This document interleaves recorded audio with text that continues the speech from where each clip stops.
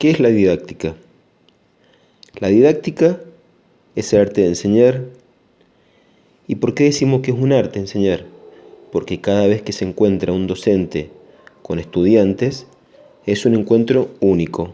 Cada clase es un encuentro único. Es por eso que es un arte. Lograr estimular aprendizajes es también la didáctica. Y obviamente también la didáctica es una ciencia, que son un conjunto de conocimientos ciertos que guían la forma en la cual se debe enseñar o se debe realizar el aprendizaje en los estudiantes. La propia postura didáctica de qué enseñar y cómo enseñar dependerá de ciertas variables que dice Díaz Barriga, concepciones sobre la educación, por ejemplo, la sociedad, el sujeto, el saber, el momento histórico. Ustedes recuerden que en distintos momentos históricos se enseñaba de distinta manera. Y obviamente también las políticas educativas del momento. ¿Cuándo podemos decir que un docente o un profesor es didáctico? Un profesor es didáctico cuando posee la habilidad de comunicar un tema, de volverlo claro. Volver claro algo que es difícil, lograr estimular aprendizaje en los estudiantes. Vamos a ver qué es lo que significa enseñar. ¿Qué significa enseñar? Obviamente que enseñar es crear las condiciones favorables, guiar, orientar, preparar mejores situaciones para favorecer el logro de aprendizaje significativo en los participantes. Enseñar no es transmitir conocimientos, sino crear las posibilidades, tipo andamio, como en esta imagen, para su propia construcción. Es que el docente trabaje, sea el andamiaje para que el estudiante en forma independiente pueda construir el conocimiento, obviamente con la ayuda del docente. Ahí está lo que tengo que tener en cuenta, que es la experiencia, la cultura como punto de partida y el saber de los que aprenden. Nunca podemos olvidarnos que todos los que aprenden traen saberes distintos.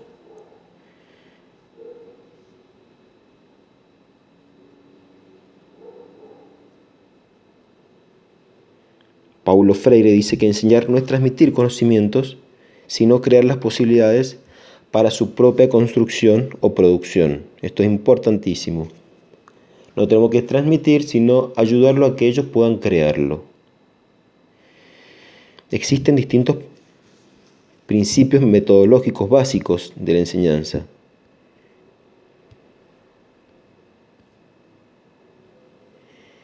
El principio de la no sustitución, que es que no debemos hacer por el estudiante lo que éste puede hacer por sí mismo, porque eso es anular su autoestima y eso no lo ayuda a crecer al estudiante.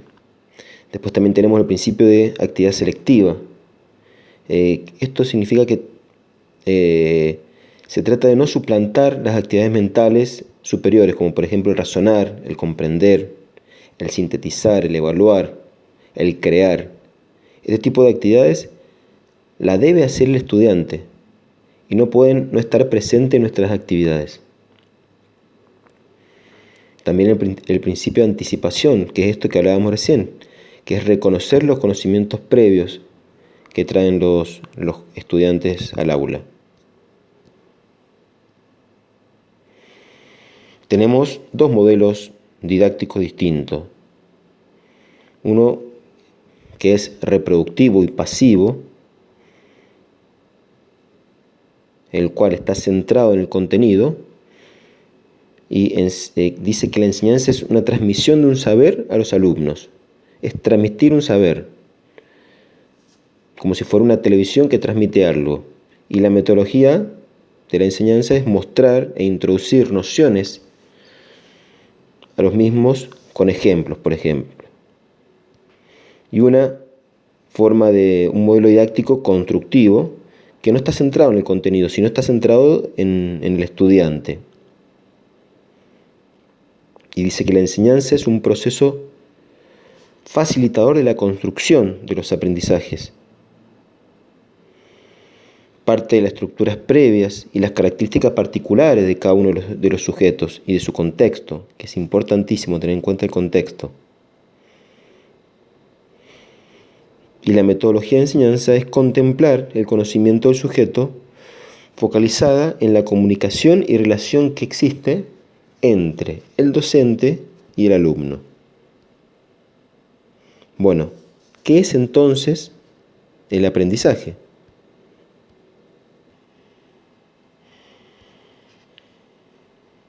Existen distintos mitos o verdades de la enseñanza, por ejemplo, que el objetivo de la enseñanza es asegurar la adquisición de un determinado contenido. ¿Qué hemos dicho sobre esto?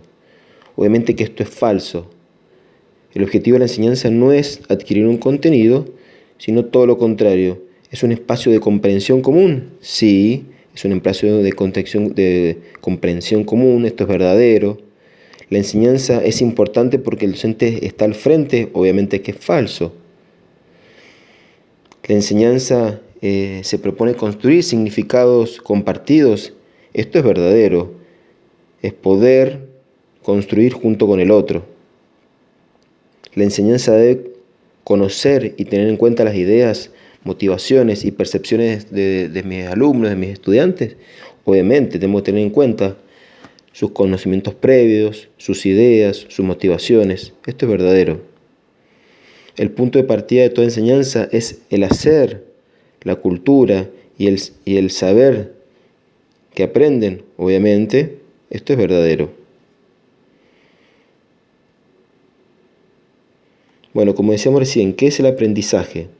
El aprendizaje es una actividad mental por la cual los conocimientos, las habilidades, las actitudes son adquiridos.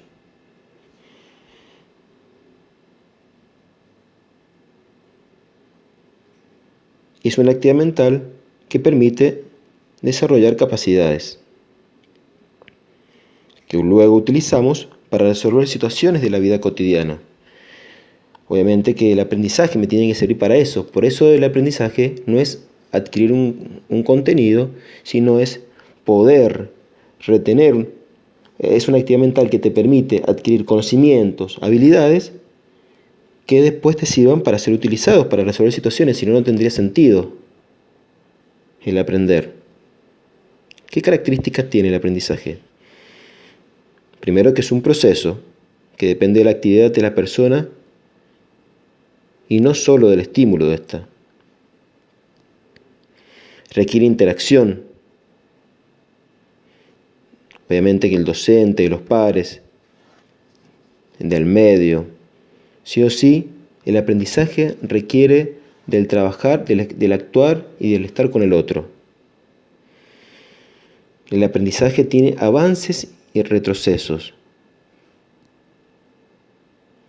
No podemos olvidarnos que el hombre no viene vacío, que el hombre ya trae conocimientos previos, sobre los cuales, como decíamos recién, debemos trabajar para que él pueda construir. Tenemos que ayudarlo como docente, como un andamio, para que pueda construir conocimientos y aprendizajes mucho más complejos.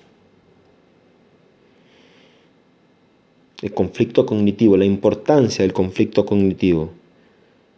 Debemos generar el conflicto en el estudiante para que él, a partir de este proceso de producción de conocimiento, se movilice para buscar explicaciones a eso que nosotros cuestionamos. ¿Se acuerdan cuando hablábamos del método socrático? Que él siempre preguntaba y repreguntaba. Bueno, es esto, es buscar el conflicto cognitivo, es movilizarlo al estudiante para que busque explicaciones. Nunca debemos dejar de tener en cuenta que en el aprendizaje influyen factores propios, como son sus ideas previas, sus estilos de aprender, sus ritmos de aprendizaje, que son todos distintos. Por eso decíamos que este encuentro con el otro es siempre distinto. Por eso decíamos que la didáctica es un arte, ¿se acuerdan?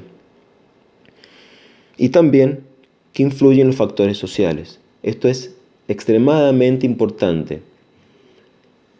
Las personas nacen en contextos totalmente distintos y como nacen en contextos distintos, al mismo tiempo tienen distintos capitales culturales, traen distintos conocimientos previos sobre los cuales trabajar.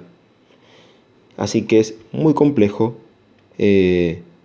trabajar con esta diversidad, y esta diversidad nos tiene que permitir poder construir conocimiento más complejo. Esta diversidad si nosotros trabajamos el conocimiento, si nosotros trabajamos los aprendizajes, teniendo en cuenta los conocimientos previos de cada uno de ellos, teniendo en cuenta su historia de vida, si reconocemos todo eso, esto nos tiene que servir para poder potenciar la forma de enseñar.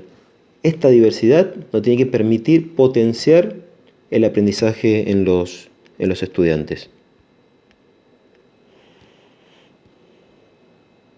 Entonces, si tenemos en cuenta el concepto de enseñanza y el concepto de aprendizaje, estamos hablando de un sistema didáctico. Eso sería la didáctica, es todos estos métodos que nos enseñan a cómo se debe enseñar y cómo se producen estos aprendizajes. El error en el aprendizaje. ¿Qué sucede con el tema del error en el aprendizaje? ¿Hay lugar para el error en el aprendizaje? Nunca debemos olvidarnos que los aprendizajes implica superar errores, implica avanzar y retroceder. Esto es considerar que el aprendizaje es una construcción. Nos dan información de qué y cómo debemos mejorar. Es un proceso de retroalimentación. Todo aprendizaje necesita del error para poder avanzar.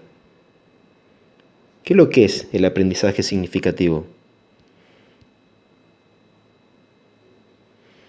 Como decíamos recién, es poder construir a partir de sus estructuras previas.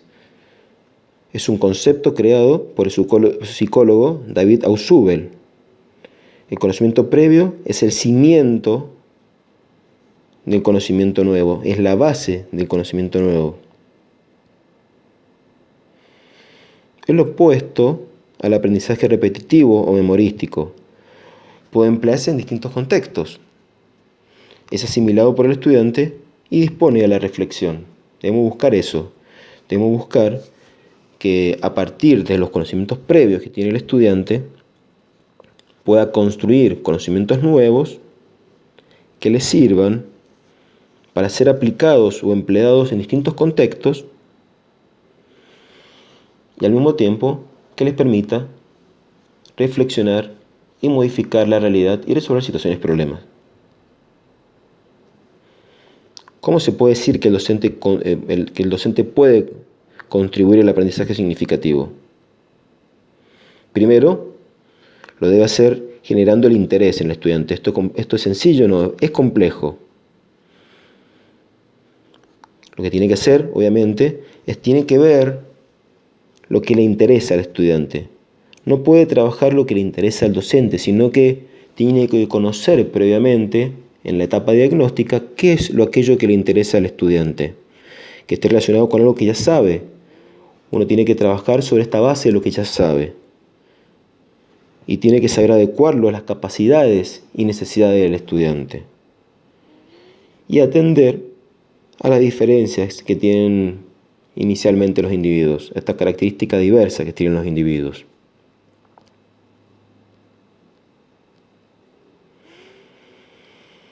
¿Qué aspectos debemos tener en cuenta para generar aprendizajes significativos?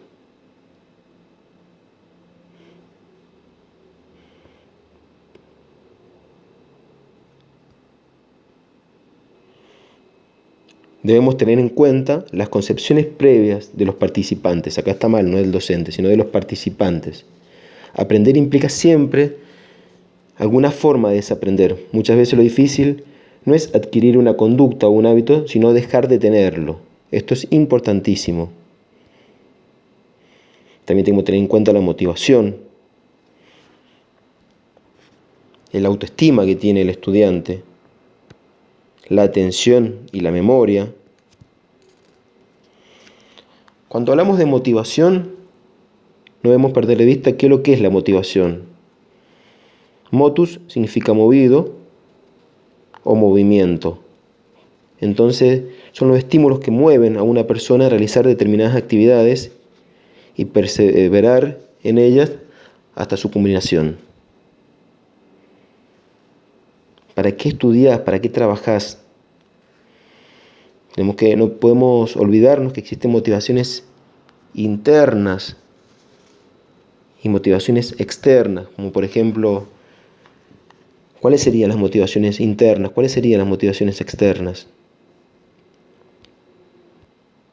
Como se ven acá en estas imágenes, la motivación extrínseca no es la única razón que moviliza a la persona. Puede ser conseguir, por ejemplo, algo que está fuera, ¿cierto? Mejorar el sueldo, acceder a un buen puesto laboral. Y obviamente la motivación intrínseca o interna sea cuando la persona hace algo porque tiene un interés directo con esa actividad. Es cuando se consigue esto que se llama el deseo de aprender, el autoestima. Autoestima elevado es un concepto positivo de sí mismo, es la potenciación de la persona para desarrollar sus capacidades. Y el autoestima débil fluctúa, pero la podemos mejorar. Una autoestima débil se puede mejorar. Es importantísimo que el docente trabaje para poder mejorar el autoestima débil. ¿Cómo tiene que hacer el docente para poder mejorar el autoestima de sus estudiantes? Primero, aceptarlo tal cual es. Generar oportunidades para que exprese sus capacidades. Brindar información de retroalimentación. ¿Qué significa esto? Mostrarle el camino para que pueda aprender reforzando lo positivo.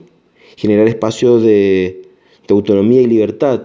Esto que hablábamos antes, de no darle todo hecho, todo resuelto, sino generar el espacio para que él lo pueda resolver y para que él pueda crear. Fomentar también, obviamente, la responsabilidad. Y algo importantísimo en el aspecto actitudinal, que es evitar el trato desconsiderado hacia el otro.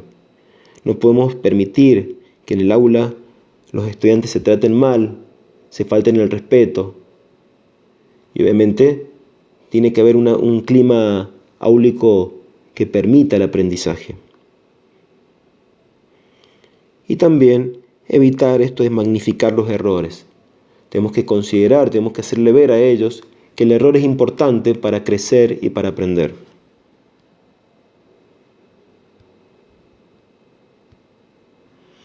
Bueno, seguimos hablando de estos aspectos que nos ayudan a generar en los estudiantes aprendizajes significativos.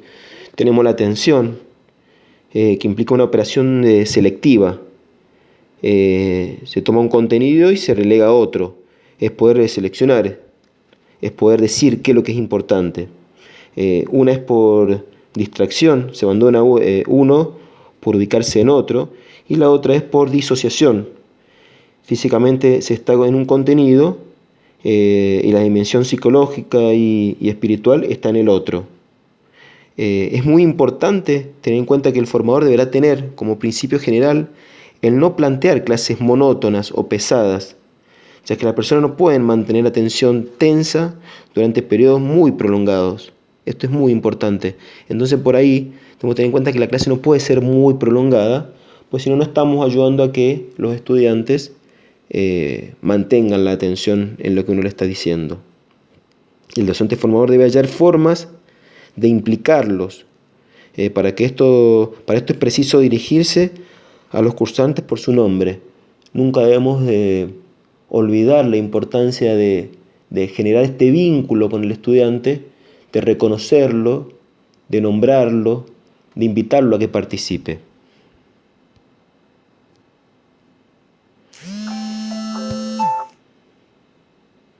La memoria, que es otra cosa que tenemos que tener en cuenta al momento de generar aprendizaje significativo es la capacidad de almacenar y recuperar lo vivido y lo aprendido.